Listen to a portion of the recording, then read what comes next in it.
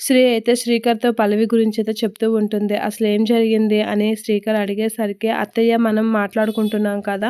మనం మాట్లాడుకుంటున్న టైంలో పల్లవి అయితే బయట నుండి వింటుంది. అది నేను చూశాను. ఆ తర్వాత పల్లవిని బయట నుంచి ఎందుకు వినడం? లోపలికి రావచ్చు కదా!" అని సాఫ్ట్‌గా అడిగేసరికి పల్లవికి మరి ఏమనిపించిందో ఒక్కసారిగా నా మీదకి సీరియస్ అయిపోయి వార్నింగ్ ఇచ్చింది. "ఫస్ట్ రోజే వచ్చిన రోజే తోక జాడిస్తే తోక కట్ చేస్తాను" అని వార్నింగ్ ఇచ్చింది. ఆ మాట వినగానే శ్రీకర్ అయితే షాక్ అవుతూ ఉంటాడు. ఇక తను ఎందుకలా వార్నింగ్ ఇచ్చిందో నాకు అర్థం అవ్వడం లేదు. నేనైతే చాలా క్యాజువల్‌గానే మాట్లాడాను. తను మాత్రం చాలా సీరియస్‌గా తీసుకొని నాకు వార్నింగ్ ఇచ్చింది. అది ఎందుకో నాకు అర్థం కాలేదు శ్రీ అనైతే అంటూ ఉంటుంది.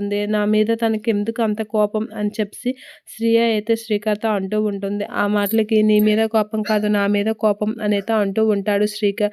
నేను తనని పెళ్లి చేసుకుంటున్నానని చెప్పేసి పెళ్లి పీటల వరకు తీసుకొచ్చి నిన్ను పెళ్లి చేసుకున్నాను కదా! తన ప్లేస్‌లో నిన్ను చూసి అలా ఫీల్ అవుతుంది. నాకు మీ నాన్నకి మనిద్దరి లవ్ ఇష్టం లేదు కదా! అందుకే నేను తనకి ఊకొట్టాల్సి వచ్చింది. తను నన్ను ఇష్టపడి పెళ్లి చేసుకోవడానికి ఇది అయ్యి ఇప్పుడు తను ప్లేస్‌లో నువ్వు ఉండేసరికి అలా ఫీల్ అవుతుంది. అంతే శ్రియ అంతకు మించి ఇంకేం లేదు. నువ్వు తన గురించి ఎక్కువగా ఇదవ్వకు అనంటే, నాకు ఆ విషయం అర్థమైంది శ్రీ. నాకు ఆ విషయం తెలుసు కదా! కానీ తను కోపంతో నాతో మాట్లాడలేదు. చాలా పొగరుగా మాట్లాడింది. కోపంకి, పొగరుకి వేరియేషన్ తెలుసు కదా! అనైతే అంటూ ఉంటుంది. సరే శ్రియ నువ్వు ఎక్కువగా తనని పట్టించుకోకు. నువ్వు అవని వదిన లేని ప్లేస్‌ని ఫుల్‌ఫిల్ చేయడానికి వచ్చావు. ఆ విషయం గుర్తుపెట్టుకొని ఇక్కడ ప్రవర్తించు. పల్లవికి పోటీగా కాదు.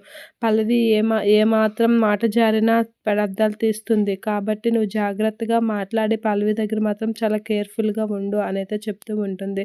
సరే శ్రీ నువ్వు చెప్పినట్లుగానే ఉంటాను అని చెప్పి అంటూ ఉంటుంది. ఇక నుంచి అవని వదిన లేని ప్లేస్‌ని నువ్వు ఫుల్‌ఫిల్ చేసి అవని వదినలాగే ఇల్లుని చూసుకో అనైతే అంటూ ఉంటాడు శ్రీకర్. ఆ మాటలకి శ్రియ అయితే అలా వింటుంది. విని శ్రీకర్ చెప్పిన మాటలకి ఊకొడుతూ ఉంటుంది.